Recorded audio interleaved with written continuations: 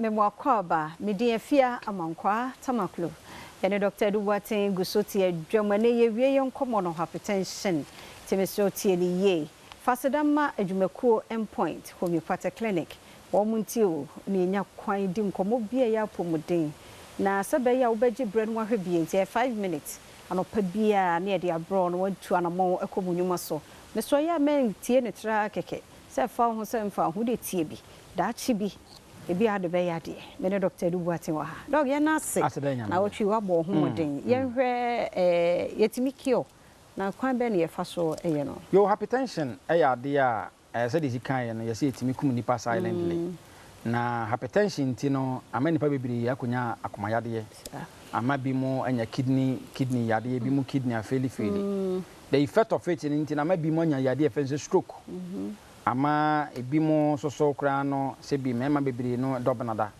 ama bi ho kra obu ha enam pressure ni nti no kra na ni eso ye ni kusu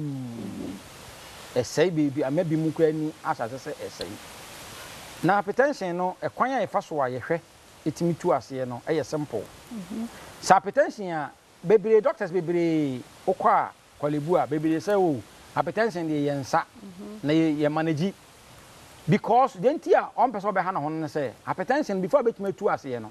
enya duru nko an first of all we need person no wa effort ehia to ba endpoint to be particular na say ye tu hypertension ase a enya ye nko aduru no a enoma e de hypertension ne ba ye no first of all we will identify ye be kire the cause of it but so call na say e bia akoto wako hospital ye check your pressure no ye say pressure no 150/100 ni amu aduru a eduro na de ma no manage eda wa no maduro no pressure no ebeko soro wan wi a obetima fam kura stroke nemo yen endpoint na de ye check wi ni ehunu say pressure no wo soro a ye be ye further check ahwese edi e poten na atochimenti ama pressure no kosoro ene ni ade ehia yen enti ye check ni ehunu say pressure no ekosoro no a de ye be hwe ne say okay edi e de baaye ukidni na ese ya na efiri wakoma no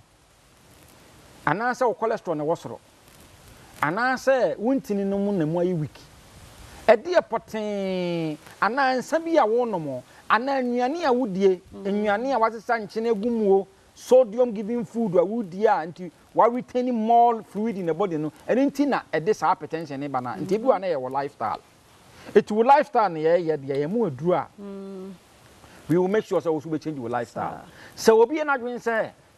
wonu maduro no keke na on se san lifestyle ye ba oba endpoint na won san lifestyle dey na just ne ye be ko no orthodox style ni bi ene dey na se ye manage nemo no homeopathy na se endpoint na dey yan the most important thing is say you betima tu hypertension na say every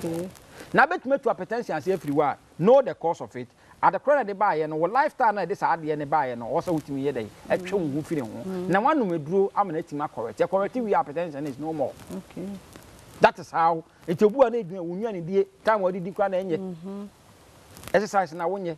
ni nyina ya ade a oba endpoint ya ye betimi ahwe nti wo da duro so for 10 years 20 years no enye wo case na enye hopeless oba endpoint to be part clinic ya yanka se jaduro ne nom na mo bra ne yenhwe de nti ye betimi ye be kwan ye betimi fa so wa ye betimi tu ase ama pressure na normal without medication na watimi ja aduro dey enom eno ne ade a endpoint ye betimi ahwe ma wo na endpoint ye de ka se ba wie ne ye ka se endpoint to be part clinic ya de be na hawo wo dwonso ntente wo ye oba na be ma wotimi dwonso be 4 to 10,000 na ade ache wo ye oba awo ho ayeden chimamu hawo endpoint is a scan na oba a free lab na 300 cedis wo ye be ma wo prostate mu hawo ana wo fie kosoro 40 years and above won check your prostate ne da take advantage na bra endpoint branch bia kumase takrade techiman enyina stroke yade ne hawo yade bia hawo bia bomode ne fa number no amwa na ebebo wo bi unim ochena asem e bia na bibi asi na wo pe doctor bi number abusa na asem de ya na ye number we na so wo ye de wo frɛ na obusa ya asem number na 0244 86 70 68 0244 86 70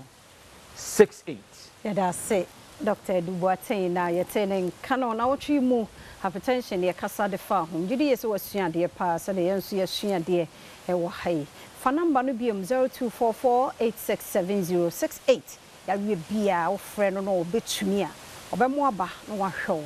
dasana na wotwi besimu se nkwa hoden wo hɔ ai fia mankwa tamaflo ebe se hia